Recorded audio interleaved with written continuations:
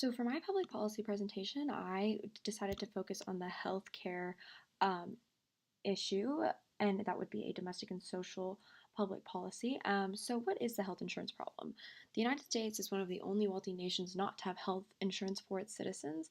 The nature of the industry has become unfriendly towards consumers and favors the insurers making money over Americans' well-being. So basically, insurance agencies are exploiting American consumers in order to gain more profit.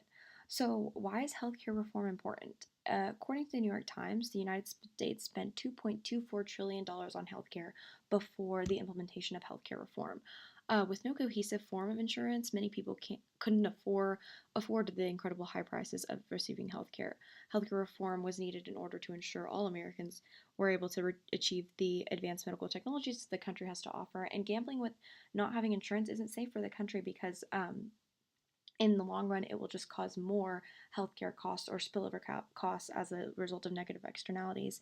And as you can see through this graph, the average monthly premiums for individual coverage in healthcare is only increasing.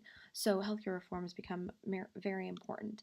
Some of the majority stakeholders in this debate for a healthcare reform, first and foremost, is of course the American public, and they hold a great stake in the healthcare reform. Their safety and financial stability are greatly at risk. The government also has a large stake in healthcare reform, as their previous policy of trying to implement some sort of healthcare reform failed, and now they must provide subsidies to insurers and tax breaks to people who can't afford insurance. Insurance agencies also have a lot of stake in this issue because when the new as new reform is being passed, they're going to lose profits because, or they will have to be subsidized in order to maintain their levels of production. So, how did this issue arise to the agenda? So, healthcare reform is something that's been discussed and debated for many years, especially with universal healthcare being offered in most first world countries. Overall, it arrived on the agenda because of demand from American citizens as well as pressure from the media.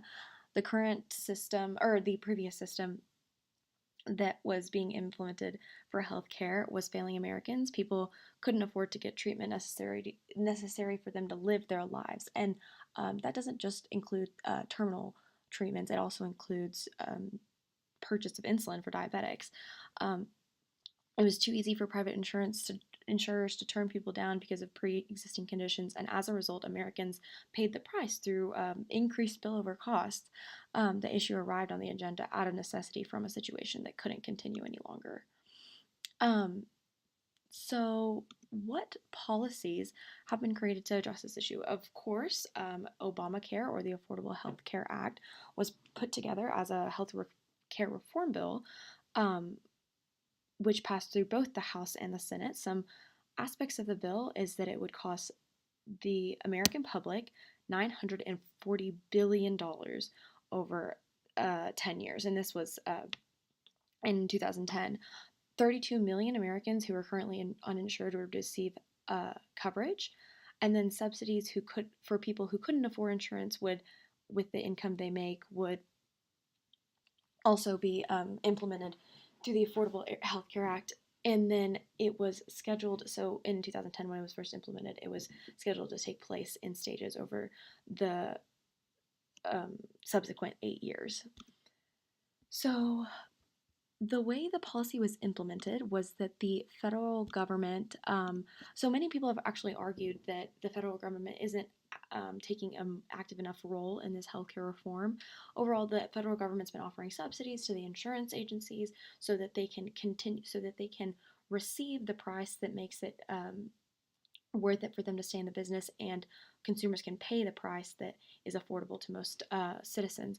And it also gives tax cuts to people in order for them to provide the stability of insurance. So, and then both the state and federal governments had to be involved in the implementation of the bill. So how so did it so did this reform actually solve the original problem? The current healthcare reform bill only takes some steps in solving the original problem of healthcare reform. With so many people disagreeing on what's best for healthcare in the US, is reaching one conclusion really seems impossible. Some argue that nationalized insurance would be better, while others argue against the delays this can cause in medical care, and others believe that the government shouldn't even interfere with healthcare because it's not a right that has been granted to them in the Constitution. Um, and they feel like that insurance and healthcare should be privately run. Many fall in between what the bill is tried to accomplish.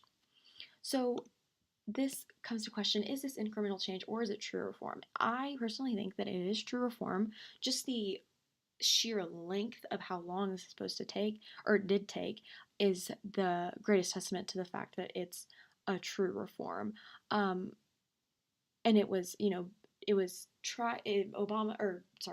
Donald Trump tried to repeal the Obamacare, but he couldn't get a full repeal. But I do think that the reform will be subject to change because of the 219 to 212 vote, because most Americans were very underwhelmed with the new reform and no Republicans wanted to back it. So I think in the future there will be changes made to the reform, but I do think it is true reform because it is intended to make permanent changes and not just temporary relief. I don't think the policy should be stopped or repealed because the American healthcare industry really does need reforming, and um, many people argue that the expense it will be to the public is greater than the expense we're already enduring now. But right now, the healthcare industry is creating a negative externality, and it's not um, incorporating all the costs of society by charging such high prices for insurance. So it's necessary, but it is necessary for the bill to grow because so many Republicans do not support it. So it needs more of a bipartisan support instead of just an overwhelmingly Democratic support. And so this brings us to the end of our presentation, and this is a quote from Donald Trump, and it says, "I support healthcare for people. I want people to be well taken care of, but I also want healthcare we can afford as a country." And $94 billion is a lot of money. And so some of the conclusions I have drawn after researching the healthcare bill and reform is overall the bill provides the beginnings of what is supposed to be sure to be a long debate over healthcare, and I hope that in my lifetime I'll see some sort of permanent change to healthcare. Like many issues, there isn't really one answer to what's the best way to handle the problem. And as administrations change parties between Obama and Donald Trump, it is likely we'll continue to see different approaches.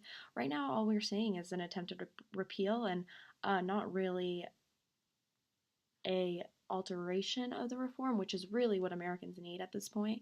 As with all public policy issues in America, it's unlikely that one clear solution will ever be reached, but hopefully it is a one that benefits all stakeholders. In the meantime, America will continue to expand and try new things with the ultimate goal of being able to provide as many Americans health insurance as possible.